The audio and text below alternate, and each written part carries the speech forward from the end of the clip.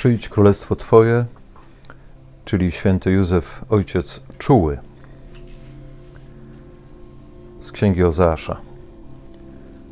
Miłowałem Izraela, gdy jeszcze był dzieckiem, i z Egiptu wezwałem swojego syna. To ja uczyłem chodzić Efraima i brałem ich na swoje ramiona, oni zaś nie poznali, że troszczyłem się o nich. Pociągałem ich ludzkimi więzami, a były to więzy miłości. Byłem dla nich jak ten, który podnosi do swego policzka niemowlę, schylałem się ku niemu, aby go nakarmić. O tym tekście pierwszy raz usłyszałem, kiedy miałem 12 lat, kiedy został wybrany Jan Paweł II i w polskiej telewizji wtedy można było usłyszeć coś więcej o Kościele. Pamiętam wywiad z księdzem Januszem Pasierbem i zdziwienie prowadzącej, że Bóg Starego Testamentu nie jest wcale Bogiem groźnym, strasznym, ale właśnie Bogiem czułym, wyjątkowym, delikatnym. Ksiądz profesor Pasierb przywołał właśnie wyżej przeczytany tekst z księgi Ozeasza. Tak sobie wyobrażam świętego Józefa jako ojca czułego, który w ten sposób zajmuje się małym Jezusem. Miłowałem Jezusa, gdy jeszcze był dzieckiem. Uczyłem chodzić Jezusa, brałem Go na swoje ramiona, troszczyłem się o Niego. Pociągałem Jezusa ludzkimi więzami, były to więzy miłości. Brałem Go na kolana, podnosiłem do policzka, schylałem się ku Niemu, karmiłem Go. Święty Józef jako czuły ojciec.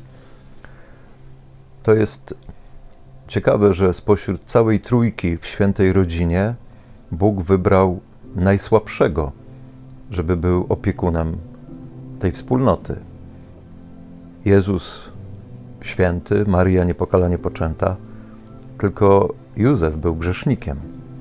I właśnie jego Bóg wybrał i Bóg wykorzystał jego kruchość, jego słabość, jego niedoskonałość, żeby poprzez swoją czułość działać w życiu świętego Józefa. Takie piękne słowa papież Franciszek w Patris Corde, w dokumencie, który czytamy, przywołuje. Zbyt często myślimy, że Bóg polega tylko na tym, co w nas dobre i zwycięskie, podczas gdy w istocie większość Jego planów jest realizowana poprzez nasze słabości i pomimo nich. Tak działał Bóg w życiu świętego Józefa, że działał poprzez jego słabości pomimo tych słabości. Kiedy patrzymy na jego historię dosyć krótką, przedstawioną w Ewangeliach, to widzimy, że ciągle przeżywał jakieś niepokoje, lęki, dylematy, musiał podejmować wyzwania i Pan Bóg okazywał mu swoją czułość. Tak jak zapewnia w psalmie, że pamięta, że jesteśmy prochem. Bóg pamiętał, że święty Józef był prochem, jak pamięta, że my jesteśmy prochem, że pachniemy ciągle jeszcze gliną, z której nas stworzył. To jest ważne odkrycie, że Bóg czule przychodzi do naszej słabości i wcale mu ta słabość nasza nie przeszkadza. Ważne, żebyśmy to odkrywali. Niedawno rozmawiałem z młodą kobietą, która przyszła przed laty z taką biedą moralną i o tej biedzie powiedziała. I mówi, wiesz, co mnie podniosło? To, że nie stawiałeś żadnych warunków.